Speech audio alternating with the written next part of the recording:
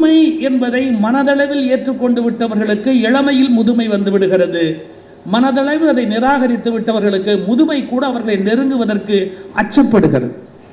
படிப்பது மட்டும் போராது, படித்த வழியிலே மனிதன் நிற்க வேண்டும். என்ன படித்திருக்கிறானோ எல்லா படித்த வழியிலும் நிற்க முடியாது, அதில் தேர்வு செய்து கொள்ள வேண்டும். இதெல்லாம் எனக்கு உகப்பானது, எனக்கு சரியானது, இது எனக்கு சரியில்லாதது, என்னால் ஏற்றுக்கொள்ள முடியாதது. திருக்குறளில் மட்டும் ஒரு பெரிய அழகு என்னன்னா, திருவள்ளுவர்கிட்ட போய் ஒன்று நான் ஏற்றுக்க முடியாதுன்னு சொன்னாலும் சந்தோஷமாக கேட்டுக்கிற பொறுமை அவருக்கு உண்டு. ஏன்னா எப்பொருள் யார் யாருவாய் கேட்பினும் அப்பொருள் மெய்ப்பொருள் காண்பது அறிவுங்கிறார். என்னை எதிர்த்து பேசினா கூட எனக்கு சந்தோஷம்னு சொல்கிறார். இன்னைக்கு அப்படி சொல்கிறவங்களே உலகத்தில் கிடையாது. நீ மட்டும் என்னை எதிர்த்த ஒழிச்சிட்டு மறுவேலை போட்ட அந்த உணர்வு இல்லை. நான் இன்னைக்கு சொல்கிறேன், அந்த உணர்வு உள்ளவர்கள் மனிதர்களே இல்லை. என் கருத்திலிருந்து மாறுபட உனக்கு உரிமை உண்டு என்பதை ஒப்புக்கொள்ள மறுக்கிறவர்கள் மனிதர்களாக இருப்பதற்கு தகுதியற்றவர்கள். என்னிலிருந்து நீ மாறுபடுவதற்கு உனக்கு முழு உரிமை உண்டு. அது மகனா இருக்கலாம், மருமகளா இருக்கலாம், மகளா இருக்கலாம், கணவனா இருக்கலாம், மனைவியா இருக்கலாம், தாத்தாவா இருக்கலாம், பாட்டியா இருக்கலாம், யார வேணாலும் இருக்கலாம். மாறுகிறேன் என்று சொல்வதற்கான ஒரு உரிமை தரப்பட வேண்டும். மத நூல்கள் அதை தருவதில்லை. மத நூல்கள் தங்களை கேள்வி கேட்பதை சகிப்பதில்லை. விசாரிப்பதை, கேள்வி கேட்பதை, சிந்திப்பதை, ஆலோசிப்பதை, அதை எதிர்த்து ஒரு கருத்தை பதிவு செய்வதை மத நூல்கள் ஏற்றுக்கொள்வதே இல்லை. ஆனால் திருக்குறள் அப்படி அல்ல.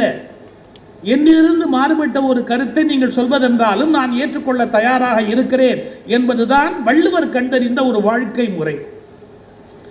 அதனால எது சரியில்லையோ அதை தூக்கி அந்தந்த தள்ளி வச்சிடலாம். ஆனால் எது சரியோ அதை நான் பின்பற்ற தொடங்கலாம். இந்த உலகத்தில் 1000 நல்லவை இருக்கலாம், 1000 நல்லவையும் நானே பின்பற்ற முடியாது. என்கிட்ட ஒருத்தர் கேட்டார், சார் இதுவும் சரியா இருக்கு. சில பேர் நாய் வாய் வச்ச மாதிரி ஒரு பழமொழி சொல்லுவான். எல்லாத்திலையும் போய் தானே அதை செய்யணும், இதை செய்யணும், இதை செய்யணும், இது செய்யணும், எல்லாம் நல்ல ஒரே வார்த்தை. தம்பி, எல்லா நல்லதையும் நீ செய்ய முடியாது, ஆனால் நீ செய்கிற எல்லாமே நல்லதாக செய்ய முடியும். இந்த வித்தியாசத்தை வாழ்க்கையில் புரிஞ்சுக்கணும். எல்லா நல்லதையும் நானே பண்ண முடியாது, ஆனால் நான் செய்கிற எல்லா காரியமும் நல்ல காரியமாக பண்ண முடியும். அதை தெரிஞ்சுக்கிட்டு முதல்ல வாழ்க்கையை ஆரம்பின்னு ஒரு 5-6 நல்லது எவ்வளோதான் நம்மளால் பண்ண முடியும். அதுக்கு மேலே நம்மளால் ஒரு பெரிய நல்லதுகள் எல்லாம் உலகத்தில் செஞ்சுட்டு போக முடியாது. அது மாதிரி திருவள்ளுவர் சொல்வதில் ஏற்பதை ஏற்கலாம், ஏற்க மறுப்பதை நீங்கள் மறுக்கலாம். நிற்க அப்படின்னு ஒரு எல்லை கொடுக்குறாரு. புத்தக கண்காட்சியில் அந்த தலைப்பு நான் வச்சிருக்கிறேனே எதுக்காக அப்படின்னா, சார் இந்த உலகத்தில் ரொம்ப சிம்பிளாக புத்தகத்தை சப்போர்ட் பண்ணி ஒரே வரியில் ஏன் புத்தகம் படிக்கணும் அப்படிங்கிறதுக்கு விளக்கம் சொன்னவர் திருவள்ளுவர். எப்படி? அவன்கிட்ட போய் ஒருத்தர் கேள்வி கேட்குறான், சார் மனுஷனுக்கும் விலங்குக்கு என்ன வித்தியாசம் அப்படின்னு கேட்குறான். மனுஷனுக்கும் விலங்குக்கு என்ன வித்தியாசம் அப்படி ஒரே வரி திருவள்ளுவர் சொன்னார். மனுஷனுக்கு புஸ்தகம் படிக்க தெரியும், விலங்குக்கு புஸ்தகம் படிக்க தெரியாது. புஸ்தகம் படிக்க தெரிஞ்சா அது மனுஷன், ஆனால் புத்தகம் படிக்க தெரியாட்டி அது விலங்கு. விலங்கோடு மக்கள் அணையர், இளங்குனோர் கற்றாரோடு ஏனையவர். விலங்கோடு மக்கள் அணையர். விலங்கு மாதிரி யாரு புத்தகம்லாம் எடுத்து படிக்காதவன். இதை விட சிம்பிளா எப்படி சொல்ல முடியும்? ஆனால் சில பேர் வெட்கம் இல்லாமல் தன்னை விலங்குன்னு ஒத்துக்குவான். இப்பெல்லாம் நாங்கள் வசதியாக இருக்கிறோம், பிளேனில் வரோம். அப்போல்லாம் சொற்பொழிவாளரை பிளேன்லேயே ஏற்ற மாட்டாங்க. அது ஏதோ தீட்டுங்கிற மாதிரி ஒதுக்கி வச்சிருப்பேன். காரே கொடுக்க மாட்டாங்க, பஸ்ஸில் தான் போயாகணும். அந்த ஒரு 30-35 வருஷத்துக்கு முன்னாடி படாத பாடுபட்டு நான் பஸ்ஸில் போகும்போது சார் ஒரு கியூ, ஒரு வரிசை, அந்த வரிசையில் பாருங்க உள்ளே போனோம், நம்பவே முடியாது. பஸ் வந்து நிற்கிது, பயங்கர கூட்டம். ஒருத்தர் என்ன பண்ணுறான், அந்த கூட்ட வரிசையை அப்படி ஒரு தள்ளிட்டு, அதுவும் ஒரு ஒரு தாய்மை அடைந்த பெண் நிற்கிறாங்க வரிசையில், அவங்கள ஒரு தள்ளிட்டு அவன் பாட்டுக்கு அப்படியே ஏறி போய் உள்ளே போய் சீட் பிடிச்சான், இடம் பிடிச்சி உட்காந்தான். அப்புறம் நாங்கள்லாம் வரிசையில் ஏறினதுக்கப்புறம் எனக்கு கொதிப்பு. நான் நேராக அவங்ககிட்ட போய் ஒரு கேள்வி கேட்டேன், சார் நீ எல்லாம் ஒரு மனுஷனா? நீ எல்லாம் ஒரு மனுஷனா? வரிசையில் நிற்கணுங்கிற உணர்வும் உனக்கு இல்லை. அதுவும் ஒரு பெண் நிற்கிறாங்க, தாய்மை அடைந்தவங்க நிற்கிறாங்க, அவங்கள தள்ளிக்கிட்டு நீ போய் ஏறி போயிருந்து ஒரு சீட் பிடிச்சி உட்காருறியே, நீ எல்லாம் ஒரு மனுஷனா அப்படி. ஸோ என் வாழ்க்கையில் மறக்க முடியாத விஷயம். அவன் சொன்னான், இல்லை இப்போ என்னங்கிறேன். இப்போ அவனை பொறுத்த வரைக்கும் சீட் கிடைச்சாச்சு, உட்காந்தாச்சு, இது எதுக்கு இல்லை இப்போ என்னங்கிற அப்படின்னு. நான் யோசிச்சேன், மனுஷன் இல்லாததுக்கிட்ட எனக்கு பேச தெரியாதுப்பா, நான் வேற வழி இல்லை அப்படின்ட்டு வந்து இங்கே உட்காந்து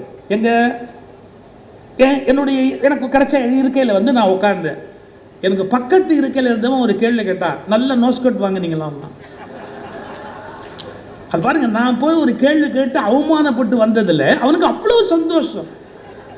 இந்த சமூகத்திலும் நல்லது சொல்லிக் கொண்டு இன்னும் நாங்கள் உயிரோடு இருக்கிறோமே, அதுவே எத்தனை பெரிய விஷயம் என்பதை நீங்கள் யோசித்து பார்க்க வேண்டும். நான் வேடிக்கைக்கு சொல்லலை, இந்த உலகத்திலேயே கஷ்டமான விஷயம் என்னன்னு கேட்டா, ஒரு மனிதனுக்கு நிஜமான நன்மையை செய்ய முடியாது. நிஜமான நன்மை நீங்க செய்யணும்னு நினைச்சா, உண்மையான நன்மையை செய்யணும்னு நினைச்சா உங்களை அவர்கள் அனுமதிக்க மாட்டார்கள்.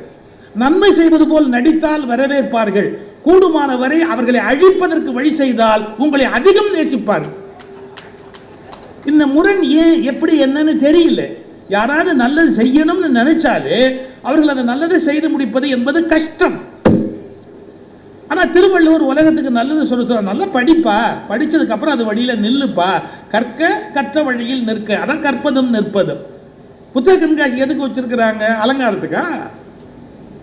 இலங்கு நூல் கல்லாதாரோடு ஏனையவர், அதாவது இலங்கு நூல் கற்றவரோடு ஏனையவர். அதாவது படிக்கணும், ஒரு நூலை படிச்சா போராது, அதை வந்து உள்ள மனதுக்குள்ள வாங்கணும். எங்களுடைய அடிகளார் அவர்கள் ரொம்ப அழகா சொல்வாரு, பழைய அடிகளார் அவர்கள், என்னன்னா சாப்பிடுறது பெருசு இல்லப்பா, சாப்பிடுறதுல ஒரு பெரிய சாதனை இல்லை, சாப்பிடுறது செரிக்கணும் இல்லை.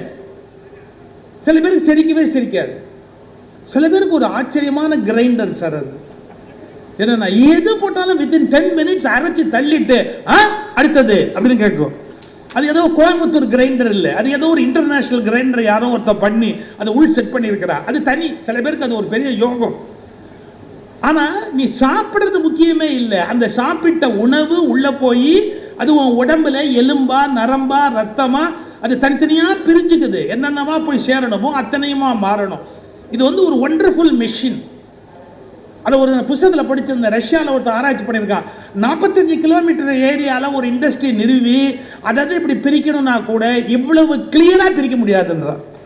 எது எலும்புக்கு தனி, நரம்புக்கு தனி, ரத்தத்துக்கு தனி, அதுக்கு என்னென்ன வேணுமோ அதாவது அங்கங்கே சப்ளை பண்ணிட்டு அப்படியே எடுத்துக்கிட்டே போய் வேண்டாதெல்லாம் எடுத்து வெளியே தள்ளி, இது மாதிரி ஒரு ஒரு ஒரு கருவியை உருவாக்குவது என்பதே கஷ்டம்.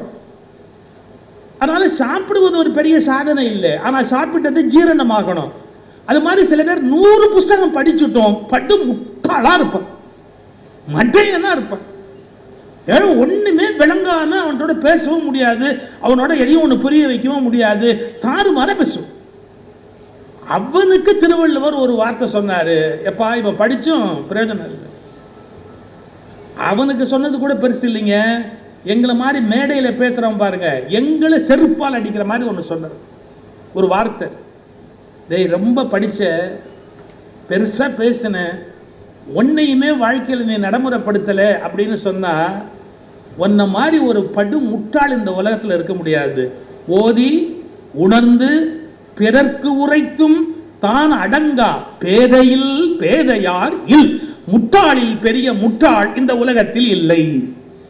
பாருங்க, சில பேர் நிறைய படிச்சிருப்பான், ஆனா எது படியும் நடக்க மாட்டான், வாழ்க்கையில எதையுமே பின்பற்ற மாட்டான், எதையுமே யோசிக்கவும் மாட்டான். எனக்கு இதுதான் புரியல, ஏன் நம்முடைய மக்கள் புதிதாக தெரிந்து கொண்ட ஒன்றை நடைமுறைப்படுத்துவதற்கு ஏன் அச்சப்படுகிறார்கள், பயப்படுறாங்க. ஓஷோ ஒரு வார்த்தை சொல்றார், life is full of fear. பிறந்த அன்னையிலேருந்து மனிதன், பிறந்த அன்னையிலேருந்து இல்லை, வயிற்றுல இருக்கும் போதே ஃபியர் குழந்தைக்கு. மனிதர்கள் அளவுக்கு மீறி அச்சப்படுகிறார்கள். அதன் காரணமா எதனாவது ஒரு மாற்றம், இதான் உண்மை அப்படின்னு சொன்னா ஏற்றுக்கொள்வதற்கே தயாரா இல்லை. இருக்கலாம் சார், அதெல்லாம் இருக்கலாம் சார், ஆனால் நாம ஒன்றும் பண்ண முடியாது சார், அது அப்படியே ஏதோ இவ்வளவு வருஷம் இருந்தோம், அப்படியே நாம அப்படியே போய் சேர்ந்துடலாம். ஏன் மாத்தினா என்ன, கொஞ்சம் மாறி சிந்திச்சா என்ன, இது தவறுங்கிறத புரிந்து கொண்டு வாழ்க்கையை மாற்றிக்கொண்டா என்ன, குறைஞ்சா போகுது சார். இந்த 2022 ஜூலை 19 ஒரு ஹைகோர்ட் ஜட்ஜ்மெண்ட் இருக்கு. 2022 ஜூலை 19 ஒரு ஹைகோர்ட் ஜட்ஜ்மெண்ட். சேலத்தில் ஒரு கோயில் இருக்கு, அதுக்கு பேரே பாருங்க, தலைவெட்டி முனியப்பன் கோயில்னு பேரு. தலைவெட்டி முனியப்பன் கோயில் அப்படின்னு அந்த கோயிலுக்கு பேர் இருக்குது. ஒரு 10-12 வருஷமா கேஸ் நடந்து HRNC டிபார்ட்மெண்ட்டுக்கும் அந்த வேற ஒரு குழுவுக்கும் பெரிய கேஸ் நடந்து கடைசியாக ஹைகோர்ட்டில் ஜட்ஜ்மெண்ட்டு 2 ஜட்ஜஸ் பெஞ்சு உட்காந்து அவங்க நேராக இன்ஸ்பெக்ஷனுக்கே போய் அந்த கோயிலையே எல்லாத்தையும் பார்த்துட்டு ஜட்ஜ்மெண்ட் போட்டாங்க. என்ன தெரியுங்களா? அது தலைவெட்டியும் இல்லை, அது முனியப்பனும் இல்லை, புத்தர். புத்தர் இந்த உலகத்தில் தலைக்குள்ள ஏதாவது வேணும்னு ஆசைப்பட்ட ஒத்த மனுஷன் புத்தர். அவரை தலைவெட்டி முனியப்பனா நம்மால் ஆக்கிட்டான். அப்புறம் அங்க என்னென்ன வெட்ட முடியுமோ எல்லாம் வெட்டுறான். யாரு? புத்தருக்கு. 2 ஹைகோர்ட் ஜட்ஜஸ் ஸ்ட்ரெயிட்டா போய் ஸ்பாட்ல இன்ஸ்பெக்ட் பண்ணிட்டு அப்புறமா ஆர்குமெண்ட்ஸையும் வச்சு அவங்க ஜட்ஜ்மெண்ட் போடுறாங்க. என்ன? இது புத்தர் சிலை, எனவே நீங்க மரியாதையா பௌத்த நிறுவனத்து கையில கொடுத்துடுங்க, இல்ல நீங்க இந்து மரபின்படி இந்த கோயிலை பூஜை பண்ணக்கூடாது அப்படின்னு ஜட்ஜ்மெண்ட் போட்டாச்சு. பேசாம கொடுத்துட வேண்டியதானே? நம்மளால் அதுக்கும் தலைப்பா கட்டி அதுக்கு மேல என்ன பண்ண முடியுமோ அத்தனையும் பண்ணி முடியாது. பட நீ என்ன பெரிய ஹைகோர்ட்ல உட்காந்து சொன்னாப்புல கேட்கணுமா? நாங்க சுப்ரீம் கோர்ட் சொன்னாலே கேட்க மாட்டோம், அப்புறம் ஹைகோர்ட் சொன்னா எப்படி கேட்போம் அப்படின்னு கடைசியா அவங்க கெஞ்சி, அந்த பௌத்த அமைப்பு கெஞ்சி, பௌர்ணமி அது எங்களுக்கு ஒழுங்குடா. ஏன்னா புத்தருக்கு எல்லாமே பௌர்ணமி, வாழ்க்கையில் எல்லாமே பௌர்ணமியில் தான் நடந்தது அவருக்கு வரிசையா. அதனால பௌர்ணமி ரொம்ப விசேஷமான ஒரு இதாக கருதுவார்கள் பௌத்த மரபினர்கள். அவங்க கேட்குறாங்க பௌர்ணமி எங்களுக்கு விடுன்னு. கடைசியாக கோர்ட்லேருந்து ஆர்டர் போட்டாங்க, பௌர்ணமிக்கு முதல் நாள் இரவு அவங்கக்கிட்ட ஒப்படைச்சோன்னும் அவங்க அந்த பூஜையை பண்ணுவாங்க. அப்புறமா அந்த முடிஞ்சு இரவுக்கு மேலே தான் அந்த கோயிலை அவங்கக்கிட்ட ஒப்படைப்பாங்க. அது வரைக்கும் நீங்கள் யாரும் அவங்கள ஒன்றும் தொந்தரவு பண்ணக்கூடாதுன்னு. நம்மளால் என்ன பண்ணிட்டான், முதல் நாள் கோயிலுக்கு போனவன் கோயிலை விட்டு வெளியே போகல, ராத்திரி முழுக்க அங்கே உட்காந்துக்கிட்டான்.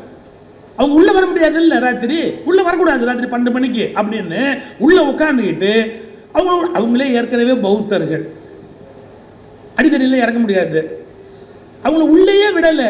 கடைசி வரைக்கும் அவங்கள முடியவே இல்லை. இன்னைய வரைக்கும் ஹைகோர்ட்டோடைய ஆர்டரை எக்ஸிக்யூட் பண்ணவே முடியல அந்த இடத்துக்குள்ள. எத்தனை வருஷம் ஆச்சு? 2022 ஜட்ஜ்மெண்ட். நான் ஒன்று சொல்லட்டுமா?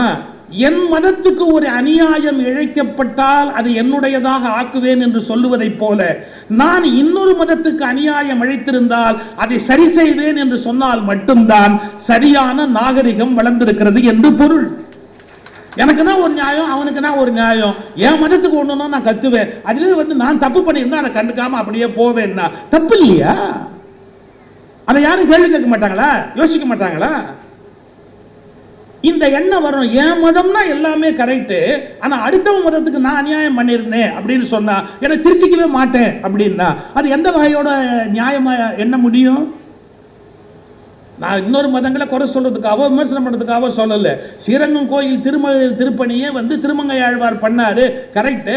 நாகப்பட்டினத்தில் இருக்கிற புத்தர் தங்க சிலையை அவர் திருடிட்டு தானே பண்ணாரு. நாகப்பட்டினத்தில் இருந்த புத்த விகாரத்தில் இருக்கிற புத்தருடைய தங்க விக்கிரகத்தை திருடிட்டு திருடலாமா? அது நீங்க எந்த கடவுள் பேரால சொன்னாலும் திருட்டு நியாயமாயிடுமா? நம்ம அதெல்லாம் யோசிக்கிறது இல்லை. மனசாட்சி இதுதான் எனக்கு வருத்தம். நிறைய படிக்கிறாங்க, ஆனா தன்னை திருத்திக்க மாட்டேங்கிறாங்க, அடமெண்டா நிக்கிறாங்க, ஃபெனட்டிக்கா நிக்கிறாங்க, நான் சொன்னதே சரி அப்படின்னு பேசுறாங்க. இப்போ நான் ஒரு மதத்து மேல மட்டுமே ஒரு விமர்சனம் வைக்கிறேன்னு பொருள் அல்ல. இஸ்லாத்திலும் எனக்கு உடன்பாடு இல்லாத எவ்வளவோ கருத்து உண்டு, கிறிஸ்துவத்திலும் எனக்கு உடன்பாடு இல்லாத எவ்வளவோ கருத்துக்கள் உண்டு.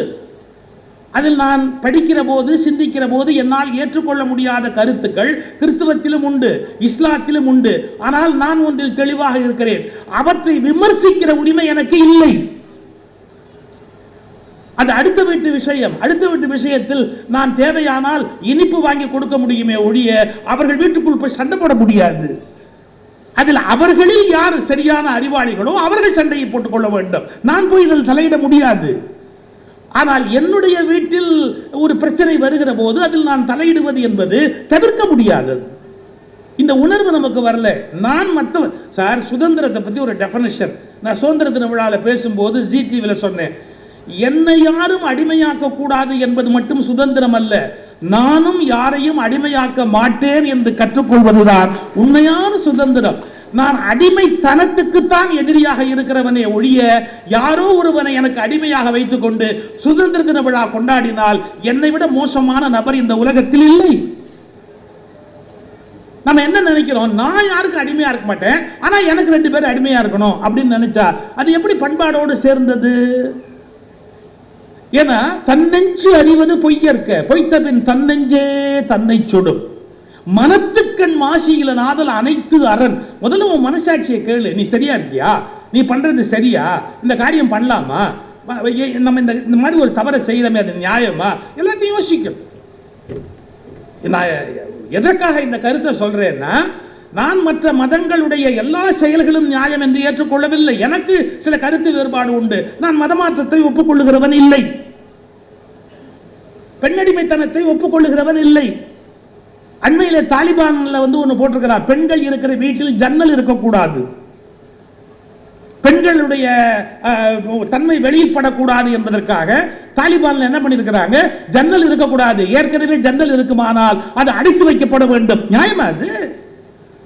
என்னால் அதை ஏற்றுக்கொள்ள முடியாது. ஆனா நான் என்ன சொல்ல வரேன் அப்படின்னு கேட்டா, இன்னொருவரை பற்றிய விமர்சனத்தில் எனக்கு ஒரு எல்லை இருக்கு. அந்த எல்லையோடு நான் திரும்பி வந்துடணும். அதுக்கு மேல் நான் எந்த எல்லைக்குள்ளேயும் போக முடியாது. ஆனா என்னுடைய மனசாட்சி சொல்லணும், நான் சரியா இருக்கிறேன்னா, என்னுடைய விஷயத்துல நான் நேர்மையா இருக்கிறேன்னா, நான் செய்யக்கூடாத தவறுகளை செய்கிறேனா அப்படிங்கறத யோசிக்கணும். இந்த நாட்டில் புஸ்தகத்துக்கு பஞ்சமா, இலக்கியங்களுக்கு பஞ்சமா, நூல்களுக்கு பஞ்சமா? எல்லாம் படிக்கிறோம், மனப்பாடம் பண்றோம், ஒப்பிக்கிறோம், எல்லாம் பண்றோம். எதையுமே நம்ம லைஃப்ல எடுத்துக்கிறது இல்லைன்னா எப்படி வாழ்க்கை மாறும்? நீங்க இதை படிச்சிருப்பீங்களோ படிக்கல, ராமானுஜர் வாழ்க்கை வரலாறு படிச்சிருந்தீங்கன்னா தெரியும். சிற்பி பாலசுப்ரமணியத்தினுடைய புஸ்தகம் அருமையான புஸ்தகம். கலைஞரும் எழுதியிருக்கிறாரு ராமானுஜருடைய வாழ்க்கை வரலாறு. குமாரவாடி ராமானுஜாச்சாரியார் எழுதியிருக்கிறாரு. இன்னும் ஒரு 10-20 பேர் ராமானுஜருடைய வாழ்க்கையை ரொம்ப அழகா நல்ல ரொம்ப அருமையான முறையில் எழுதியிருக்கிறாங்க. சிற்பி பாலசுப்ரமணியம் கொஞ்சம் விரிவாக எழுதியிருக்கிறார். அது ஒரு பக்கம் இருக்கட்டும். ஒரு சம்பவம் சொல்றேன் கேளுங்க. காஞ்சிபுரத்தில் திருக்கச்சி நம்பிகள்னு ஒருத்தர் இருந்தார். காஞ்சிபுரத்தில் இருந்ததால அவருக்கு திருக்கச்சி நம்பிகள்னு பேரு. ராமானுஜர் அவரை ரொம்ப மரியாதையாக மனதில் கொள்ளுவார். ஆனால் அவர் வேறு வர்ணம். பட் அவர் மேல ரொம்ப மரியாதை உண்டு ராமானுஜருக்கு. ராமானுஜருக்கு குரு பெரிய நம்பிகள்னு ஒருத்தர். அந்த பெரிய நம்பிகள் வீட்டு கிரகப்பிரவேசம் காஞ்சிபுரத்தில். அவர் வீடு கட்டி வீட்டுக்கு புண்ணியாவச்சனம் பண்ண போறார், கிரகப்பிரவேசம் பண்ண போறார். அந்த பெரிய நம்பிகள் கிரகப்பிரவேசம் பண்ண போற போது பாருங்க, நாளைக்கு காலையில விடிய காலையில கிரகப்பிரவேசம்னு வச்சிருக்கிறாங்க. ராத்திரி ஒரு 11-12 மணிக்கு என்ன பண்ணிட்டார் இந்த திருக்கச்சி நம்பிகள், நேரா பெரிய நம்பிகள் கட்டி இருக்கிற வீட்டுக்கு போய் ஒவ்வொரு ரூமா பார்த்து, இது இன்னாரையா, இதுதான் இதுவா சயன அறையா, இதான் தலிகை பண்ற இடமா, இதுதான் சமையலாகுது, அப்படி எல்லாம் பார்த்துட்டு கடைசி வரைக்கும் போய் புழக்கடை தோட்டம் எல்லாத்தையுமே இப்படி பார்த்துட்டு ரொம்ப சந்தோஷம் அப்படின்னு ஒரு வார்த்தை சொன்னார். அப்போ எல்லாரும் கேட்டாங்க, என்னங்க கிரகப்பிரவேசம் நாளைக்கு காலையில் தான், ஆனால் நீங்கள் இப்போ பார்க்குறீங்களே என்ன சமாச்சாரம்? அந்த காலத்து மரபுப்படி வேறு வர்ணத்தவர்கள் ஒரு எல்லையோடு நின்று வீட்டுக்குள்ளே வர முடியாது. அது கிரகப்பிரவேசம் ஆயிட்டா அப்புறம் உள்ளே பார்க்க முடியாது. எங்கே பெருமாளுக்கு பூஜையாகும், எங்கே தலிகையாகும் எல்லாம் தெரிஞ்சுக்கணும்னா நான் இப்போ பார்த்தா தான் உண்டு. நாளைக்கு அப்புறம் எல்லாம் கிரகப்பிரவேசம் பண்ணியாச்சுன்னா புண்ணியாச்சனம் பண்ணியாச்சுன்னா நான் உள்ளே வர முடியாது. அதனால நான் எல்லாத்தையும் இப்பவே பார்த்துட்டேன், ரொம்ப சந்தோஷம், நல்ல வீடு, அவர் நல்லா இருப்பார்னு சொல்லுங்கன்ட்டு வெளியே போயிட்டார் அவர் பாட்டுக்கு. உடனே ஓடி போய் ராமானுஜர்கிட்ட சொல்றாங்க இந்த சமாச்சாரத்தை, இந்த மாதிரி திருக்கச்சி நம்பி வந்துட்டாரு, எல்லோ ரூமுக்குள்ளேயும் போயிட்டு போனாரு, அந்த சமயக்கட்டு வரைக்கும் போனாரு, புழக்கடை வரைக்கும் போனாரு, தோட்டத்து வரைக்கும் போனாரு. அப்படி டக்குனு ராமானுஜர் சொன்னார், நாளை காலை கிரகப்பிரவேசம் நிறுத்தப்பட்டது. பெரிய நம்பிகள் முதல்ல பெரிய நம்பிகள் போய் சொல்றாங்க, இது மாதிரி உங்க வீட்டுக்குள்ள பூந்தாரு, இங்கெல்லாம் பார்த்தாரு, அங்கெல்லாம் பார்த்தாரு, அவர் இது வரைக்கும் போனாரு அப்படின்னு பெரிய நம்பிகள் சொன்னாரு. நாளை காலை கிரகப்பிரவேசம் நிறுத்தப்பட்டது அப்படின்னு. நிறுத்தப்பட்டது அதை உடையாத ராமானுஜர்கிட்ட சொல்றாங்க, இந்த மாதிரி நிறுத்தப்பட்டதுன்னு பெரிய நம்பிகள் சொன்னார். கரெக்ட், திருக்கச்சி நம்பி உள்ள போயிட்டாருல்ல, ஆமா, நாளை காலை கிரகப்பிரவேசம் நிறுத்தப்பட்டது. யாருக்கும் ஒன்றும் புரியல. அப்ப என்னங்க அர்த்தம், அவர் உள்ள விடக்கூடாதா என்ன?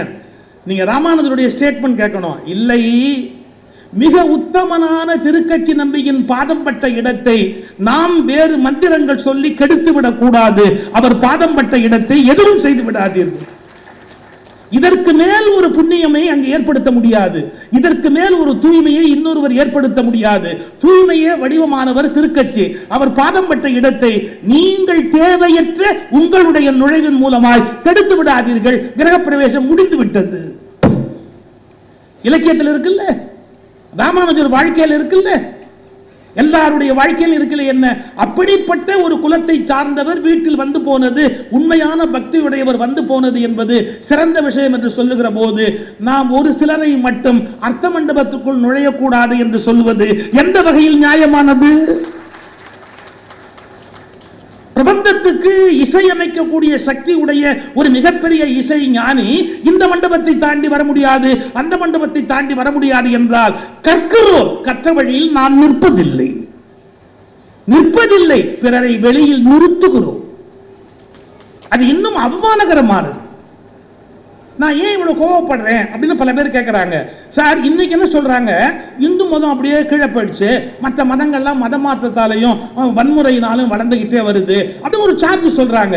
ஒரு நிமிஷம். இந்த மதத்தில் ஃபார்வர்ட் இருந்தாங்க, ஓபிசி இருந்தாங்க, ஷெட்யூல்டு காஸ்ட் இருந்தாங்க, எல்லாருமே இருந்தாங்க. முதல்ல யார் வெளியே நிறுத்தினது? சார், நம்ம வெளியில நிறுத்தி வச்சா எவனும் கூட்டிட்டு போக மாட்டானா? நீயும் உள்ள விட மாட்டேன், இன்னொருத்தரும் கூட்டிட்டு போக கூடாது, நீயும் மதிக்க மாட்டேன், இன்னொருத்தரும் மதிக்க கூடாது அப்படின்னா how can we can tolerate this cruelty? நீயும் மதிக்க மாட்டேன், அடுத்தவனையும் மதிக்க விட மாட்டேன் அப்படின்னா யாரும் இந்த கொடுமையை சகிச்சுக்க முடியாது. அப்ப நம்ம ராமானுஜர் வழியில் நின்றோமா? இவ்வளவுதான் என்னுடைய கேள்வி. ராமானுஜருக்கு சிலை வைக்கிறோம், அந்த சிலைக்கு என்ன பேர் தெரியுங்களா? தி ஸ்டாச்சு ஆஃப் ஈக்குவாலிட்டி. எப்படி? தி ஸ்டாச்சு ஆஃப் ஈக்குவாலிட்டி, சமத்துவத்தின் சிலை. சமத்துவத்தின் நிலை, சமத்துவத்தின் சிலை சரி, சமத்துவத்தின் நிலை, சமத்துவத்தின் சிலை வைத்தால் போதாது, அதை தலை வைப்பதற்கு நம்முடைய சமய குருமார்கள் பழக வேண்டும். இன்னொரு மனிதனை, ஒரு வார்த்தை சார், பாரதி வரியில எனக்கு ரொம்ப பிடிச்ச வரி, மனிதர் நோக மனிதர் பார்க்கும் வழக்கம் இனி உண்டோ. இப்படி பார்க்காதேங்கிறார், நோகர் மாதிரி பார்க்காதேங்கிறார். அவன் சில இடத்துல சார் கூச்சமே இல்லாம அவன் என்ன சாதி, அவங்க என்ன ஆளு, எத்தனை இடத்துல கேட்கறாங்க தெரியுங்களா? பெரிய பெரிய இடங்கள்ல கேட்கறாங்க, அவன் என்ன சாதி, அவன் என்ன ஆளு அப்படி. எனக்கு ரொம்ப அதிசயமா இருக்கு, என்ன பழக்கம் இது அப்படி. பாரதி மனிதர் நோக மனிதர் பார்க்கும் வழக்கம் இனி உண்டோன்னு கேட்கிறார். எவ்வளவு பெரிய விஷயம். அவனை ஏகத்தாளமா பார்க்காத, தாழ்வா பார்க்காத, குறைவா பார்க்காத, என்ன அப்படின்னு கீழ் நோக்கி அவனை கீழன்னு பார்க்காத. மனிதர் அப்படி பார்த்தா தாங்க முடியாது. மனிதர் நோக மனிதர் பார்க்கும். ஒரு அருமையான சூஃபி கதை. ஒரு சூஃபி ஞானி நல்ல ட்ரெஸ் பண்ணுவார். சூஃபீஸில் வந்து சில பேர் ஒவ்வொரு மொத்தம் அவங்கவுங்க சௌகரியப்படி இருப்பாங்க. ஒருத்தர் ஜவ்வாதி வித்தவர் இருக்கிறாரு, இசை பாடினவர் இருக்காரு. சூஃபீஸ் வந்து நம்முடைய சித்தர்கள் மாதிரி வித்தியாசமானவங்க. ரொம்ப நல்ல உடை உடுத்துவார். உங்களுக்கு சரியாக புரிஞ்சுக்கணும்னா, எப்படி இந்த ஓஷோ காஸ்ட்லியாக ஒரு ட்ரெஸ் போடுவாரோ அது மாதிரி, இல்லை ஓஷோக்கு அப்புறம் நம்ம நித்யானந்தா எப்படி ட்ரெஸ் பண்ணுவாரோ அது மாதிரி. அவர் கோல்டுலேயே பண்ணுவார், இவர் கொஞ்சம் வேற மாதிரியான ட்ரெஸ் எல்லாம் பண்ணுவார். இந்த சூஃபி ஞானி நல்ல ட்ரெஸ் பண்ணிட்டு பாருங்களேன். அப்படி போகும்போது ஒரு நாய் படுத்துருக்குது, ஒரு தெரு நாய் படுத்துருக்குது. அந்த தெரு நாயை பார்த்த உடனே அவர் ஒரு அருவருப்பா, ஒரு அலட்சியமா அந்த நாயை எப்படி பார்த்துட்டு, இது பாருங்க, இந்த துணி பற்றக்கூடாதுன்னு தன்னுடைய துணியை அப்படி உயர்த்தி பிடிச்சிக்கிட்டு அந்த நாய் மேலே பற்றக்கூடாதுன்னு ஒரு அருவருப்பா ஒரு பார்வை பார்த்துட்டு அந்த பக்கம் போனார். டக்குன்னு அந்த நாய் கூப்பிட்டுது, 1 minute. இங்க நாயெல்லாம் பேசுமாலாம் கேட்காதுங்க, பேசுறவெல்லாம் நாயான்னு கேட்காதீங்க, கதை தானே. நாய் பேசிச்சு, என்ன கேட்டு தெரியுங்களா? 1 minute. இப்போ ஒரு பார்வை பார்த்தி அதுக்கு என்ன அர்த்தம்? அப்படியே ஒரு அருவருப்பா ஒரு பார்வை பார்த்தி அதுக்கு என்ன அர்த்தம்? ஒருவேளை என் மேலே உன் துணி பட்டுட்டா உனக்கு அது தீட்டாயிடும், இல்லை அழுக்காயிடும், அசிங்கமாயிடும், என்னமோ ஒன்று ஆயிடும் இல்லையா? அது ஆகக்கூடாதுங்கிறதுக்காக துணி அப்படி வசதி பிடிச்சல. ஆமாம், அதை எடுத்துகிட்டு போய் ஒரு பக்கெட் தண்ணியில் போட்டு முக்கி எடுத்தால் எல்லாமே போயிடுமேடா. ஒரு பக்கெட் தண்ணியில் அதை முக்கி எடுத்தாச்சுன்னா எல்லாமே முடிஞ்சு போச்சு இல்லை, எல்லாமே போயிடும் இல்லை. இப்போ அந்த நாய் சொல்லிச்சு பாருங்க, இதை தண்ணியில் போய் மூக்குனா எல்லாமே போயிடும். ஆனால் இப்போ நீ என்ன அருவருப்பா நீ பார்த்தியே, அந்த பார்வையை மேலே விழுந்தது, இதை 7 கடலில் போய் கழுவுனாலும் போவாதுரா. நீ என்னை எவ்வளோ அலட்சியமாக பார்த்த, தெருநாய் தானேன்னு என்ன ஒரு பார்வை பார்த்தல, அப்போ அந்த அலட்சியத்தை நான் எப்படா தாங்குவேன்? என்ன நீ எவ்வளவு மனிதர் நோக, மனிதர் பார்க்கும் என் உயிர் நோக நீ பாத்திய ஒரு பார்வை, என்ன இது ஒரு நாய் தானேன்னு பாத்திய, அதை என்னால் தாங்க முடியல. 7 கடல்ல போய் குளிச்சா கூட என்ன நீ பார்த்த பார்வையோட அழுக்கு போகாது. டக்குனு இந்த ஞானி சரண்டர் ஆகிட்டார். நம்ம சித்தமழையார் புத்தகம் தான் எழுதியிருக்கிற, சேது சொக்கலிங்கம் போட்டிருக்கிற சித்தமழையான்னு ஒரு புத்தகம் இருந்துச்சு. அதில் இந்த இன்சிடென்ட் எடுத்து போட்டிருக்காரு. மாணிக்க வாசகருடைய நாயேனை அப்படிங்கிறதுக்கு விளக்கம் எழுதும்போது இதை எழுதியிருக்கிறார். ஒரு நிமிஷம் பாருங்க, அந்த நாய் இப்படி சொன்ன உடனே இந்த ஞானி ஒரு நிமிஷம் அப்படியே சரண்டர் ஆகி, நான் தப்பு பண்ணிட்டேன், நான் தப்பு, உன்னை நான் அப்படி பார்த்துருக்க கூடாது அப்படின்னு சொல்லிட்டு அடுத்த வார்த்தை சொல்லிச்சு. அப்போது நீ எனக்கு அறிவுரை சொன்னேன்னா நான் இன்னும் கொஞ்சம் திருந்திடுவேன், நீ என்னோட குருவாகிற, எனக்கு குருவாக இருந்து வழிகாட்டேன். அது சொல்லிச்சு பாருங்க ஒரு வார்த்தை, உன்ன மாதிரி மட்டமான ஆளுக்கெல்லாம் நான் குருவாக இருக்கிற ஐடியா இல்லை.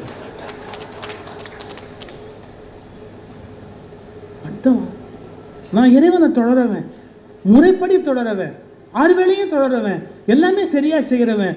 என்ன நீ கடவுள் நம்பிக்கையே இல்லாதவன். அந்த நாய் சொல்லுது, நீ எத்திஸ்ட், கடவுள் நம்பிக்கையே இல்லாதவன், நான் எப்படி உனக்கு குருவா இருக்க முடியும்? அவருக்கு அவமானம் தாக்க முடியல. நான் முறையா போய் தொழுகையெல்லாம் பண்ற ஆளு, என்னை போய் நீ கடவுள் நம்பிக்கை இல்லாதவன்னு சொல்றிய. சொன்ன உடனே அந்த நாய் கேட்டுச்சு, இப்போ யாராவது சாப்பாடு போட்டாங்கன்னா நான் சாப்பிடுவேன், அடுத்த வேளை சாப்பாட்டுக்கு வேணும்னு எடுத்து உள்ளே வச்சுக்குவேன். ஏன், எனக்கு தெளிவாக தெரியும் அடுத்த வேளை எனக்கு உணவு வேணும்னா கண்டிப்பாக கடவுள் கொடுப்பாருன்னு நான் தெளிவாக இருக்கேன். அவர் கொடுக்கலன்னா அதில் ஏதோ நியாயம் இருக்கு அப்படின்னு நான் தெளிவாக இருக்கேன். நீங்கள் அப்படி இல்லைடா, மூட்டையில் வச்சிருப்பீங்க, கிடங்குல வச்சிருப்பீங்க, அங்கே வச்சிருப்பீங்க, இங்கே வச்சிருப்பீங்க, எங்கெங்கயோ எதையோ வச்சிருப்பீங்க, என்னென்ன அநியாயம் பண்ண முடியுமோ அத்தனையும் பண்ணுவீங்க. உங்களை மாதிரி மோசமான ஒரு கடவுள் நம்பிக்கை இல்லாதவனுக்கு நான் எப்படிடா குருவா இருப்பேன்? நான் என்ன தட்டு வச்சிருக்கிறேன்னா எங்கேயாவது போய் வாங்கி எடுத்து வச்சுக்கிறதுக்கு? எவன் போடுறானோ அங்கேயே தின்ட்டு அப்படியே போயிட்டு இருக்கிற அந்த பக்குவம் உனக்கு இல்லையே. அப்ப என்ன அர்த்தம்? அந்த பாரதியோட வரியை ஒரு வினாடி தியானம் பண்ணுங்க. ஓஷோ பாஷையில சொல்ற அந்த வரியை தியானம் பண்ணுங்க. யார் ஒருவரையும் அவர்கள் மனம் நோகும்படியாக பேசக்கூடாது, பார்க்கக்கூடாது, நடத்தக்கூடாது. மனிதர் நோக மனிதர் பார்க்கும் வழக்கம் இனி உண்டோ? எக்காரணத்தை முன்னிட்டு நாம ஒருவர் நோகும்படியான ஒரு காரியத்தை செய்யக்கூடாது. எல்லாம் இலக்கியம் இருக்கு, எத்தனையோ விஷயம் இருக்கு, ஆனா அது நடைமுறைக்கு வரணுமே. அண்மையில் வாலியோட ஒரு இன்டர்வியூ வந்து யூடியூப்ல பார்த்துட்டு இருந்தேன். நம்முடைய கவிஞர் வாலியோடது. அவரை வந்து உடுமலை நாராயண கவி ஒரு தடவை நிறுத்தி கேட்டாராம், என்ன பாட்டு எழுதுற? நான் ஆணையிட்டால் அது நடந்து விட்டால் நீ பாட்டுக்கு எழுதுறிய. ஆணையினால என்ன அர்த்தம்? ஒரு அரசர் ஆணை போட்டார்னாலே நடந்து தானடா ஆகணும். நான் ஆணையிட்டால் அது நடந்து விட்டால்னு போட்டிருக்கிறிய, சரியா எழுது, என்ன எழுதுற நீ அப்படின்னு. உடனே வாலி மெதுவாக கேட்டாராம், அதை விட்டுருங்க, அதை விட்டுருங்க, வேற விஷயம் பேசுவோம். நீங்கள் எப்படி இருக்கீங்க, நல்லா இருக்கீங்களா, எல்லாம் பண்ணுறீங்களா? ஆமாம், உங்கள் பையன் என்ன பண்ணுறாரு? ஐயே அதை பற்றி கேட்காதேன். ஏன் உருப்படுறவனா அவன்? நான் சொல்கிறத என்னைக்கு கேட்டிருக்கிறான்? ஒன்றுமே நான் சொல்கிறத கேட்டதே இல்லை. அவன் உருப்படுறாப்புல எனக்கு தெரியவே இல்லை. ஒரு நிமிஷம், நீங்கள் அப்பா தானே? ஆமாம். நீங்கள் தானே பெற்றீங்க? ஆமாம். அவனுக்கு ஆணையிடுற இடத்துல நீங்கள் தானே இருக்கிறீங்க? ஆமாம். நீங்கள் என்னதான் சொன்னாலும் அவன் கேட்கல இல்லை? ஆமாம். நீங்கள் ஆணையிடுறீங்க, அது நடந்து விட்டால்னா வாய்ப்பே இல்லை. ஏன்னா அவன் அதை கேட்கறதே இல்லை. நம்ம ஆணையிட்டா போராதுங்க, அது நடக்குந்தாதான் அது வெற்றியாக இருக்க முடியும்.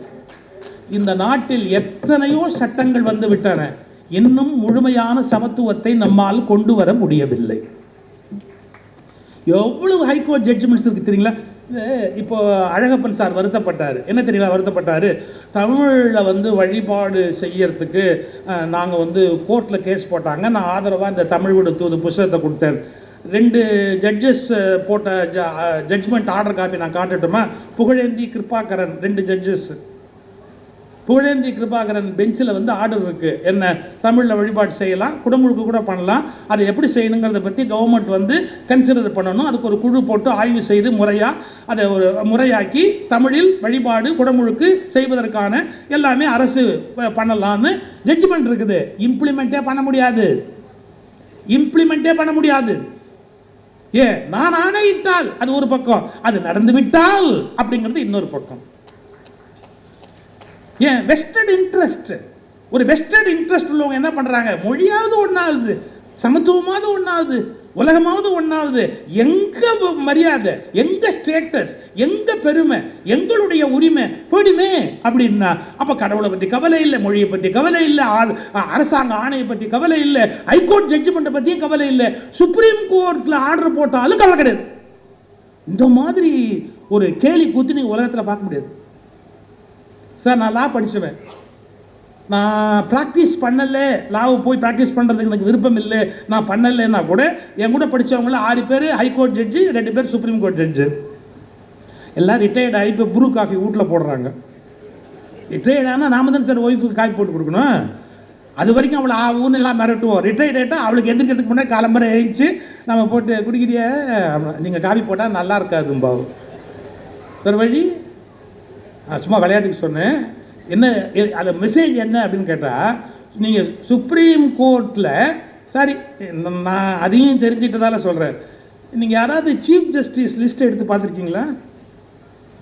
சீஃப் ஜஸ்டிஸ் பட்டியல் எவ்வளோ பேர் ரிலேஷன்ஸே சீஃப் ஜஸ்டிஸ் ஆயிருக்காங்கன்னு பார்த்துருக்கீங்களா? சந்திரசூட் இருந்தார்ல, ஆமாம், அவங்க அப்பா சீஃப் ஜஸ்டிஸ். நாரிமன் அவருடைய, நான் பேர் சொல்ல விரும்பலை, நீங்கள் போய் தேடி பாருங்கள், போட்டு பாருங்கள், ஆர்டிஐயில் போட்டு பாருங்கள்.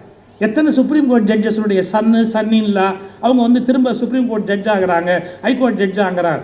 மற்ற இடத்துலெல்லாம் அந்த குடும்பத்தை சார்ந்தவர்கள் வரக்கூடாதுன்னு சொல்கிறோமே, உயர் நீதிமன்றத்திலையும் உச்ச நீதிமன்றத்திலையுமே வருது. நாங்கள் எங்கே போய் முறையிடுவோம்? நாங்கள் எங்கே போய் மோதுவோம்? யார்கிட்ட போய் சொல்லுவோம்?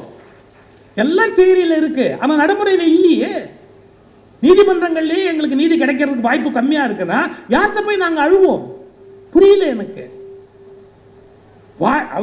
இப்பதான் சிஜே கண்ணா வந்ததுக்கு அப்புறம் அவர் சொல்றாரு, என்ன சொல்லியிருக்கிறாருன்னு கேட்டா, நெப்போட்டிசம் வந்து கோர்ட்ல ஜாஸ்தி ஆயிடுச்சு, வெளியிலேருந்து ஜட்ஜஸ் நம்ம எடுக்கணும், கொஞ்சம் டிரான்ஸ்பரன்சி இருக்கணும் அப்படிங்கிறத இவ்வளவு காலத்துக்கு பிறகு அவர் சிஜே கண்ணா பேசியிருக்காரு. அதுக்கான முயற்சியில் இறங்கி இருக்கிறார். So sincerely appreciate him. அந்த அந்த அந்த தன்னை பற்றிய ஒரு பரிசீலனையாவது ஒரு வந்திருக்குது. நம்ம எனக்கு ரொம்ப பிடிச்ச சுப்ரீம் கோர்ட் ஜட்ஜ், ஏதாவது ஜட்ஜ்மெண்ட் எல்லாம் ரொம்ப நல்லா இருக்கும். நாகரத்னம்மா ரியலி ஒண்டர்ஃபுல் லேடி, ரொம்ப ஆழமான படிப்புடையவங்க, கொஞ்சம் நல்ல திங்கிங், நான் இல்லைன்னு சொல்லலை. ஆனால் அவங்களும் doctor of supreme court judge. நான் எதுக்கு சொல்ல வரேன்னா, எனக்கு ஒருத்தர் மேலே மரியாதை உண்டுங்கிறதுக்காக இந்த கொஸ்டின் அப்படியே நிற்குது. அந்த பரம்பரையில் அவங்க பிள்ளைங்க வரதுக்கான வாய்ப்பு அதிகமாக இருக்கே ஒழிய வெளியிலேருந்து ஒருத்தர் வரதுக்கான வாய்ப்பு இல்லைங்கிற, அது எப்படி நியாயமாக இருக்க முடியும் அப்படிங்கிற கேள்வியை கேட்குறேன். I respect all supreme court judges, that is different. Especially Nagarathnamma பேச்சு எனக்கு ரொம்ப பிடிக்கும். வெரி ரெவல்யூஷனரி லேடி, அவங்க ரொம்ப துணிச்சலான ஒரு பெண்மணி. பட் என்ன இருந்தாலும் அவங்க அப்பா சுப்ரீம் கோர்ட் ஜட்ஜ் தான்.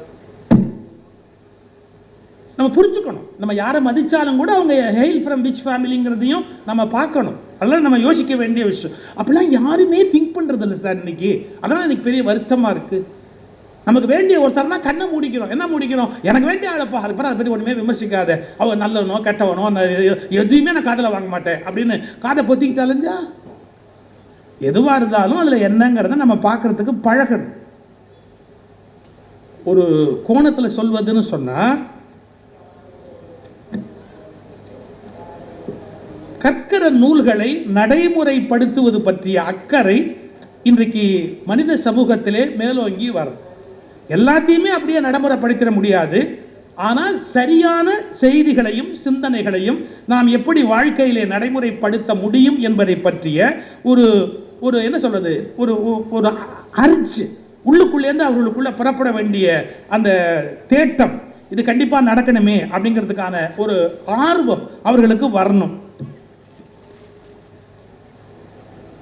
இந்த லீ குவான் வந்து சரி உள்ளூர்லேயே எவ்வளோ நாள் இருக்கிறது, கொஞ்சம் வெளிநாடு போயிட்டு வருவோமே, நம்ம ஊரையே எவ்வளோ நாள் பேசிக்கிட்டு இருக்கிறது. லீ குவான் வந்து சிங்கப்பூரை மாற்றி அமைத்த ஒரு பெரிய சிற்பி, உங்களுக்கு தெரியும். அந்த லீ குவான் வந்து ஒரு பேச்சு பேசியிருக்கார். எப்போன்னா, அந்த நாடு விடுதலை அடைகிற போது, விடுதலை இல்லை ஆக்சுவலாக மலேசியா துண்டித்து அவளை எட்டி உதைச்சாங்க. அந்த நாட்டுக்கு ஒன்றும் விடுதலை அடையில.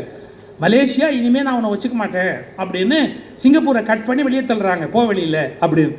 அப்போ அவர் அழுதார். அந்த அழுத வீடியோலாம் இன்னும் இருக்குது. லீ குவான் அப்போ அழறார். அப்படியே ஆனா அப்புறம் ஒரு பேச்சு பேசுறார், அந்த நாட்டு மக்களுக்கு ஒரு பேச்சு பேசுறார், புதிய சிங்கப்பூரை அவர் கட்டி அமைக்கிறதுக்கு பேசுறார். அப்போ 3 பிரின்சிபிள், he laid 3 principles. என்ன 3 அது மூலமா சிங்கப்பூரை கட்டி அமைக்க முடியும் அப்படிங்கிறதுக்கு சொல்றாரு. என்ன சொல்றாரு? எல்லா சிங்கப்பூரர்களும் ஆங்கிலம் படித்தே தீர வேண்டும். எப்படி? எல்லா சிங்கப்பூரர்களும் ஆங்கிலம் படித்தே தீர வேண்டும். அடுத்தது சொல்றாரு, தாய்மொழி, தாய்மொழி பற்று, தாய் கலாச்சாரத்தில் பிடிப்பு இவையெல்லாம் தேவை என்பதை நான் அறிவேன். அவர்கள் தாய்மொழி படிப்பதற்கு நான் குறுக்கே நிற்க விரும்பவில்லை.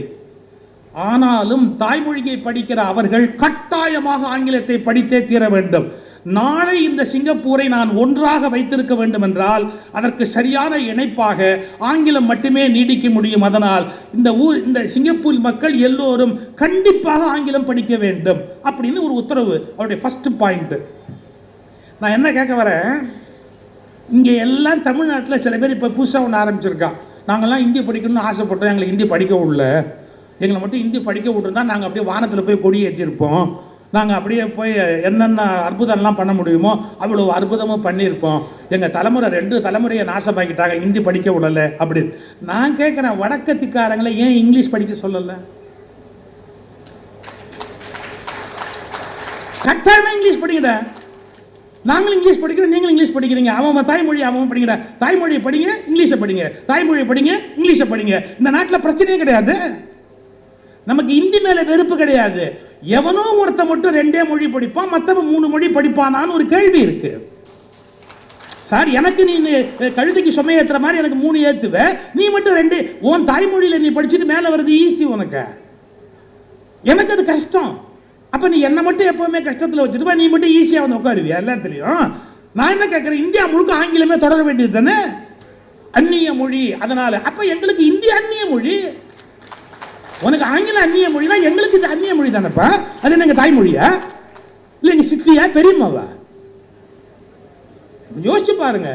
நான் எல்லாரும் நம்ம திங்க் பண்ண தவறிட்டோம். 2-3 தலைமுறையோ இந்தி படிக்க விடாமையே அப்படியே எல்லாரையும் கெடுத்துட்டாங்க. ஏன் அவன் இங்கிலீஷ் படிக்க வச்சிருக்கிறது?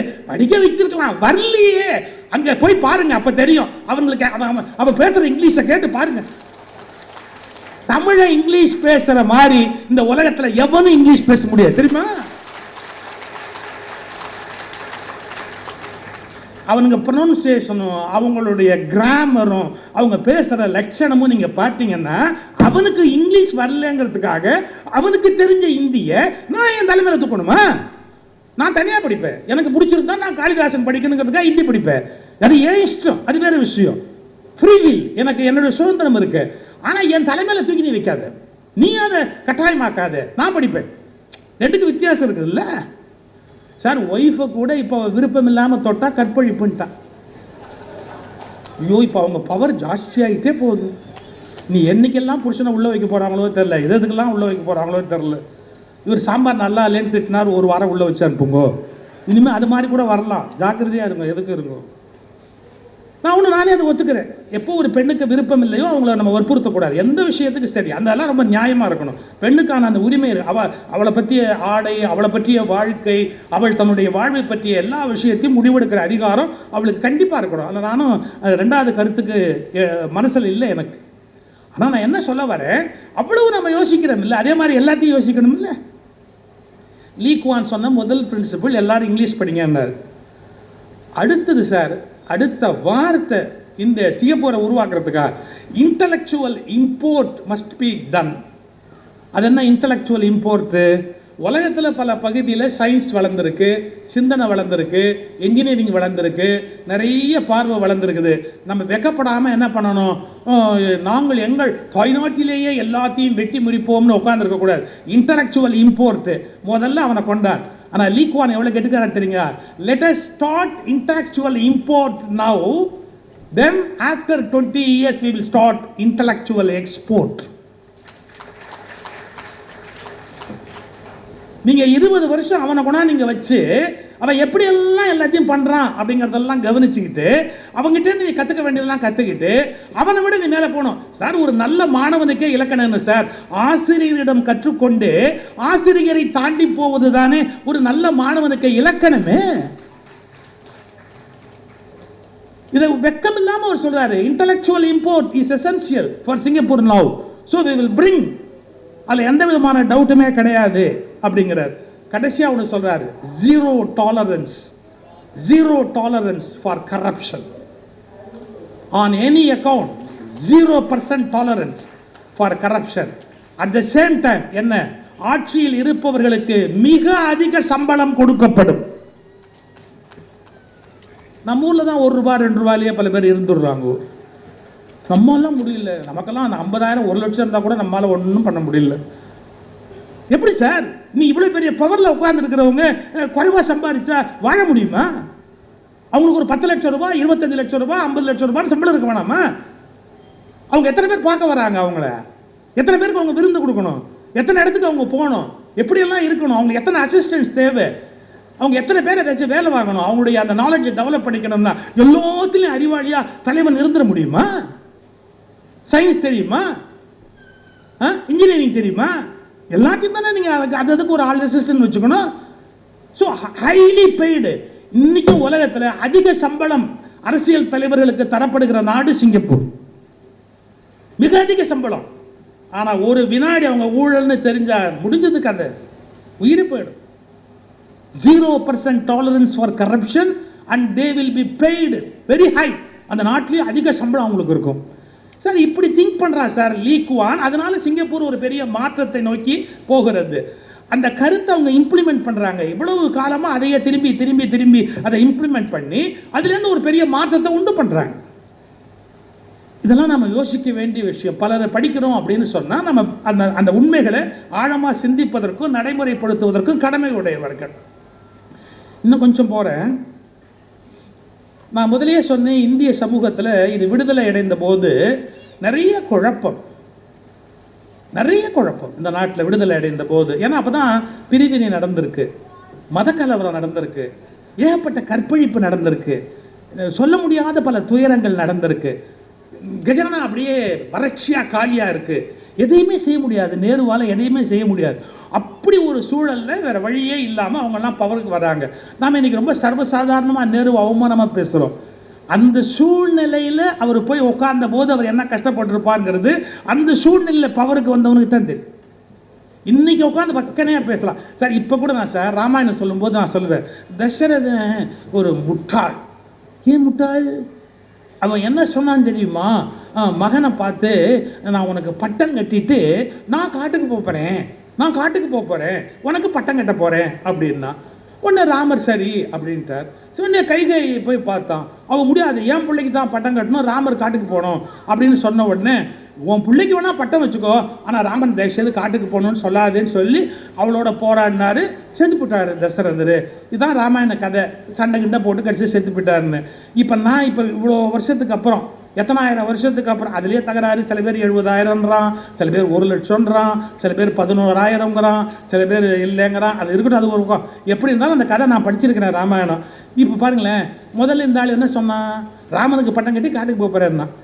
அடுத்தது கைகையிட்ட என்ன கேட்டான்? பட்டம் வேணா கட்டு பரதனுக்கு, ராமனை காட்டுக்கு அனுப்பாதேன்னா. எவ்வளவு ஃபூல் பாருங்களேன். இவன் தான் காட்டுக்கு போகிறதா இருந்தான், மகனையும் காட்டுக்கு அனுப்புறான்னா. புலியோதரை கட்டப்பா 2 பேருமா சேர்ந்து காட்டில் போய் உட்காந்து பொட்டலத்தை பிரித்து சாப்பிட்டுட்டு நீ ஆச்சு நானாச்சு என் பிள்ளையோட சந்தோஷமா இருப்பேன்னு காட்டில் போய் சும்மா இருந்திருக்கலாமே. ஏன் சத்தான்? எப்போ கேட்குறேன் பாருங்க, 1000 வருஷம் கழிச்சு 2000 வருஷம் கழிச்சு நான் நிதானமாக யோசிச்சு இதை பண்ணியிருந்தா அவன் உயிரோடு இருந்திருக்கலாம் இல்லையா நான் யோசிப்பேன். அந்த நெருக்கடியான நேரத்தில் இது தசரதனுக்கு தோணுமா? அந்த நெருக்கடியான சந்தர்ப்பத்தில் ஒரு செகண்டில் இது அவ்வளவுமே ஒரு மனுஷனுக்கு தோண முடியுமா? எனக்கு கூட இந்த விசாரணை கமிஷன்லாம் வரும்போது சிரிப்பாக இருக்கும்.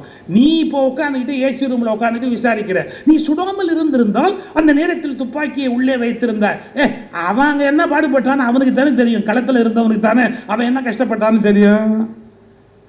நம்ம எல்லாரும் என்ன பண்றோம்? பின்னாடி உட்காந்துட்டு எதை வேணாலும் பக்கனையா பேசலாம். அந்த நெருப்புக்குள்ள உட்கார்ந்து ஓடினாம் பாருங்க, அவனுடைய வேதனை. இந்த நாடு பற்றி எரிந்த போது பண்டித ஜவஹர்லால் நேரு பிரதமராக பதவி ஏற்கிறார்.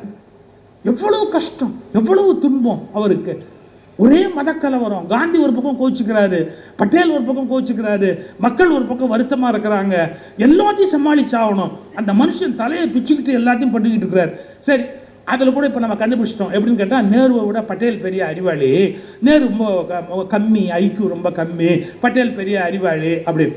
இதுலேயே நீங்கள், நானும் பட்டேலுக்கு விரோதி இல்லை, பட்டேல் நல்ல இன்டலெக்சுவல், வெரி என்ன சொல்கிறது, ஃபோம் லீடர், அதெல்லாம் ரெண்டாவது டவுட்டே கிடையாது. நானும் கொச்சையாக விமர்சிக்கிறதுக்கு விரும்பலை. ஆனால் பட்டேலை விட பெரிய அறிவாளி தமிழ்நாட்டில் இருந்தான். யாருக்கா தெரியுமா? பட்டேலை விட பெரிய அறிவாளி தமிழ்நாட்டில் இருந்தான். யாருக்கா தெரியுமா? யார் அது சார்? இப்போ விகடன் பிரசுரம் போட்டிருக்காங்க ஓமந்தூராரை பற்றி, புத்தகத்தை வாங்கி படிங்க. எனக்கு ஒன்றும் கமிஷன் இல்லை. இல்லை, ஓமந்தூராரெலாம் எவ்வளவு பெரிய தலைவர் சார். அவர் என்ன சொல்கிறாரு, ஹைதராபாத் பக்கத்தில் தானே இருக்கு, அப்போல்லாம் தான் உங்களுக்கு பெரிய ஏரியா இல்லை. ஓமந்தூரார் சொல்கிறாரு, நேருவுக்கு சொல்கிறாரு, ஹைதராபாத்தில் தப்பு நடக்குதுங்கன்னார். நேரு சொன்னார், என்ன நடக்குதுன்னாரு. பாகிஸ்தான்லேருந்து பிளேன் வருதுங்கன்னார்.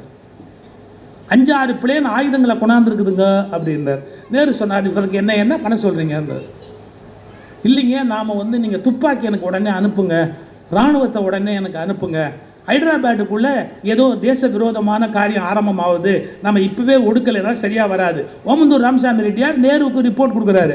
அப்புறம் ஹோம் மினிஸ்டர்னு பட்டேலுக்கு ரிப்போர்ட் கொடுக்குறாரு. நான் சொன்னா நேரு கேட்க மாட்டேங்கிறாரு, நீங்களா கவனிங்க. பட்டேல் சொல்றாரு, நம்ம என்ன பண்ண முடியும், இப்போ அதுக்காக நம்ம என்ன பண்ண முடியும், இருங்க பார்ப்போம் அப்படி. அந்த நேரத்தில் ஓமந்தூரார் பார்த்தார், சரி இவங்க 2 பேர்த்தையும் சொல்லி பிரயோஜனம் இல்லை அப்படின்ட்டு. யூ ஓன்ட் பிலீவ் சார், கோயம்புத்தூர்ல லக்ஷ்மி மிஷின் ஒர்க்ஸ் மாதிரி இருக்கிறவங்கள கூப்பிட்டு நாம் எப்படி துப்பாக்கி தயாரிக்கலாம் முடியுங்க. ஆர்மி என்ன வேணும், அதுக்கு கவர்மெண்ட்லேருந்து சப்போர்ட் பண்ணுறோம், துப்பாக்கி தயாரி எல்லாம் பண்ணுங்க, ரெடி பண்ணுங்க. ஹைதராபாத் பிரச்சனை முத்தி நிஜாம வீழ்த்தணும்னு முடிவு பண்ணுற போது அதுக்கு பிளான் வேணும்.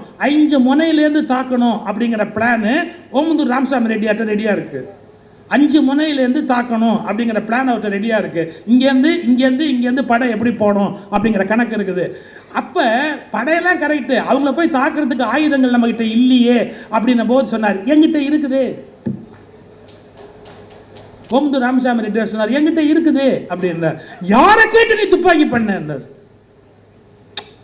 சார்? நேரு கோபத்தில் கேட்கிறார், யாரை கேட்டு நீ துப்பாக்கி பண்ண? இவர் பதில், யாரை கேட்கணும், யாரை கேட்கணும்? உன்னை கேட்டு நீ ஹெல்ப் பண்ணியா? இல்ல, குறை சொல்லிட்டு உட்கார்ந்து இருந்த. நானா பார்த்தேன், இந்த ஏரியா என் கண்ட்ரோல்ல இருக்கு, நான் துப்பாக்கியை தயாரிச்சு வச்சிருக்கிறேன், ஒன்னும் கவலைப்படாத, ரெடியா போய் பிடிக்கலாம். பட்டேல் அந்த இணைப்பு விழாவில் பேசுகிற போது சொன்னார், என்ன, இது என்னுடைய வெற்றி என்பதை விட ஓமந்தூர் ராமசாமி ரெட்டியாருடைய வெற்றின்றார் பட்டேல். விகடன் பிரசுரத்தில் ஓமந்தூராரை பத்தி புத்தகம் இருக்குது, எடுத்து படிங்க.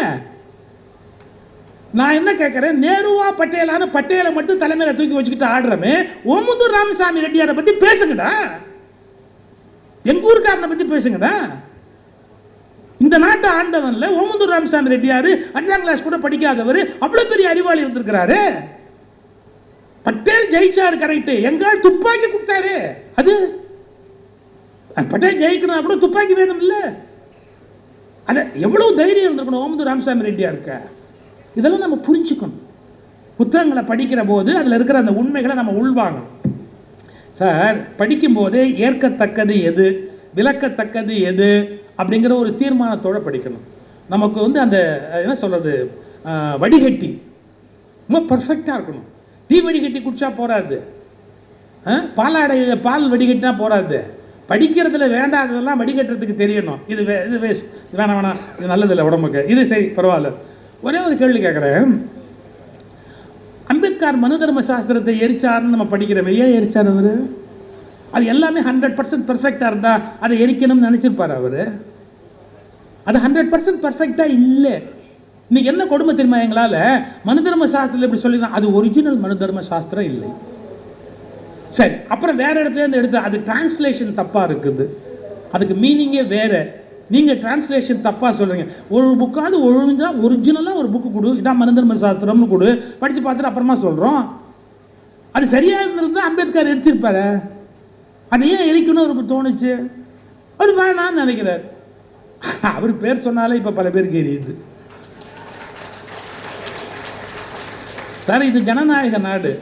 எங்கிட்ட கூட சில பேர் சேர்த்துறாங்க. ஒரு காலத்தில் ஒழுங்காக ராமாயணம் பார்த்தோன்னு பேசிட்டு தேங்காய் மூடி வாங்கிக்கிட்டு சௌக்கியமாக மாலைகள்லாம் போட்டுட்டு பட்டு புடவை பட்டு வேஷ்டியெல்லாம் கொடுப்பாங்க, எல்லாத்தையும் வாங்கிக்கிட்டு சௌக்கியமாக இருந்தியே, உனக்கு என்ன புத்தி கெட்டு போச்சா, எதுக்கு தேவையில்லாமல் இதெல்லாம் நீ பேசுகிற, உனக்கு இதெல்லாம் தேவையா, இல்லை இங்கே பொட்டி வாங்கிட்டியா அங்கே பொட்டி வாங்கிட்டியா அப்படிலாம் கேட்குறாங்க. பொட்டி வாங்குற அளவுக்கு நான் ஏழை இல்லை.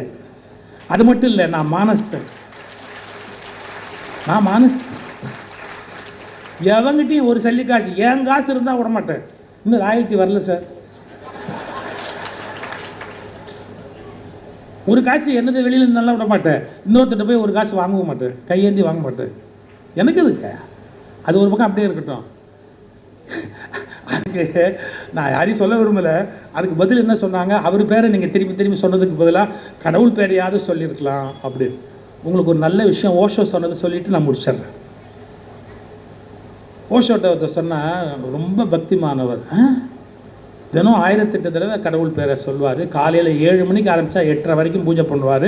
கடவுள் பேரை சொல்லாமல் அவர் இருக்க மாட்டார். உட்காந்தாலும் கடவுள் பேர், எந்திரிச்சாலும் கடவுள் பேர், எப்போவுமே கடவுள். அப்படியா? உங்களுக்கு தெரியும், ஓஷோ கிண்டல் அடிப்பாருன்னு ஒரு கதை சொல்கிறேன் இருந்தார். ஒரு ஊருக்கு ஒரு சாமியார் வந்தார். சார், சாமியார் ஒரே ஊரில் இருக்கக்கூடாது சார், இது ஒரு நோட் போட்டுருங்க. அவங்க ஒரு ஊர்லேருந்து அடுத்த ஊருக்கு போகணும். எவ்வளோ நேரத்தில் போகணும்னு நான் கணக்கு சொல்லட்டுமா? நான் சாஸ்திரம் படிச்சுவேன். என்ன தெரியுங்களா, காலையில் கறந்த பசுமாட்டை மாலையில் கறப்பதற்குள்ளாக சன்னியாசி வேறு ஊருக்கு போக வேண்டும். எவ்வளோ டைம் பார்த்தீங்களா உங்களுக்கு? 12 ஹவர்ஸ்க்கு மேலே கிடையாது. காலையில் கறந்த பசுவை மாலையில் கறப்பதற்குள்ளாக அல்லது மாலையில் கறந்த பசுவை காலையில் கறப்பதற்குள்ளாக ஒரு இடத்தில் தங்கக்கூடாது. 12 ஹவர்ஸ்க்கு மேலே அவங்க தங்கக்கூடாது, அடுத்த இடத்துக்கு போயிடணும். சன்னியாசிகளுக்கு விதிக்கப்பட்டது. இப்போ எப்படினா, கறப்பதற்கு இனிமேல் அந்த ஊரில் யாருமே இல்லை என்ற வரையில் அதே ஊரில் தங்கி கறக்க வேண்டிய அளவுக்கு கறந்து விட்டு அதன் பிறகு அடுத்த ஊருக்கு போகலாம். காலம் இப்போ மாறி போச்சு. ஓஷோ திருநெல் அடிச்சார். அது மாதிரி சாமியார் அந்த வீட்டுக்கு போனார். ஒருத்தர் வீட்டுக்கு போனார். அந்த அந்த வீட்டுக்கு போனார். அவன் வீட்டுக்கு இல்லை அவர் போய் ஒரு ஊரில் உட்கார்ந்தாரு. அந்த ஜனங்கள்லாம் வந்தாங்க. எங்கள் ஊரில் சார் அந்த ஆள் ஒரு 24 ஹவர்ஸும் கடவுள் பேர் ரொம்ப திருப்பி சொல்லிகிட்டே இருப்பான், ரொம்ப பக்திமா. அப்படியா? ஆனால் ஒன்று, எவனுக்கும் ஒரு 10 காசு செய்ய மாட்டான், எவன்கிட்டையும் இனிமையாக பேச மாட்டான், யாருக்கும் நல்லது செய்ய மாட்டான். ஆனால் அவன் கடவுள்கிட்ட சாமி கும்பிடுவான், எல்லாம் பண்ணுவான். அப்படியா? நாளைக்கு காலையில் பார்த்துக்கிறேன். மறுநாள் காலையில் அவன் பூஜை எத்தனை மணிக்கு பண்ணுவான்னு கேட்டார். அவன் 7க்கு ஆரம்பித்து 8:30 வரைக்கும் பூஜை பண்ணுவான். 7க்கு போயிட்டார். இந்த சாமியார் அவன் வீட்டு வாசலில். அவன் பேர், ஐயோ இங்கே நான் அந்த மாதிரி ஒரு பேர் சொல்லி யாராவது இங்கே இருந்தால் என்ன கொண்டு விடுவீங்க, அதனால் எக்ஸ்ன்னு போட்டுருங்க. உங்களுக்கு பிடிக்காத பேர் அங்கே போட்டுருங்க, ஒரு ஆப்ஷன். உங்களுக்கு யார் பிடிக்காத அவன் பேர் அங்கே போட்டுருங்க. நான் வெறும் கீப் இட் அஸ் எக்ஸ், அவ்வளோதான், நம்ம கணக்கு முடிஞ்சு போச்சு. இந்த எக்ஸ் இருக்கிறான் பார்த்தீங்களா, அந்த அவன் வாசலில் போய் நின்னார். அவன் அப்போ தான் பூஜை ஆரம்பிக்கிறான். நீங்கள் மணியெல்லாம் அடித்து பூஜை ஆரம்பித்தான். அவன் பேரை சொல்லி கூப்பிட ஆரம்பித்தார். வச்சுங்க, ஏபிசிடி அது இது பிரச்சனை இல்லைல்ல, ஏபிசிடி அவனை பேர் சொல்லி கூப்பிடணும்ல. வாசலில் போய் நின்றுக்கிட்டு இப்போ எங்கள் வீட்டு வாசலில் வந்தால் சுகீஷ் தானே ஒருத்தர் கூப்பிடுவார், சார் இருக்காரான்னு. அது மாதிரி A B C D A B C D A B C D A B C D A B C D A B C D கத்துறார் சாமியார். அவன் பூஜை பண்ணலான்னு உட்காந்தா ஒருத்தன் பேர் சொல்லி கூப்பிட்டு எரிச்சலாக இருக்கும்ல அவனுக்கு, இரிட்டேஷன். ஒரு 10 நிமிஷம் ஆச்சு, பூஜை பண்ண முடியல அவனால். எந்திரிச்சு நேராக வெளியே வந்தான். அறிவிருக்கா அவனுக்கு? நிம்மதியாக பூஜை பண்ண விட்றியா, சாமி கும்பிட விட்றியா? நீ இப்போ எப்போ பார்த்தாலும் என் பேரை சொல்லிச்சு உயிரை எடுக்கிறிய, ஏன் இப்படி? இதே தான் நீ மேலே போனால் அவர் கேட்பாருங்க.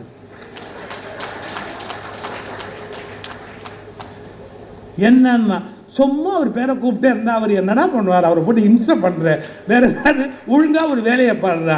இந்த நாட்டில் வேலையை பார்க்க வேண்டியவர்கள் வேலை பார்க்க வேண்டும், வழிபாடு செய்ய வேண்டிய நேரத்தில் வழிபாடு செய்ய வேண்டும். அவரவருக்கு பிடித்த தலைவர் பெயரை சொல்லுகிற போது ஏன் கடவுள் பெயரை சொல்லியிருக்கக்கூடாது என்று கேட்பது ஒரு ஜனநாயக நாட்டில் சரியான அணுகுமுறையாக இருக்க முடியாது. தன் கொள்கையை இன்னொருவனுக்கு திணிப்பது என்பது தவறான ஜனநாயகம்.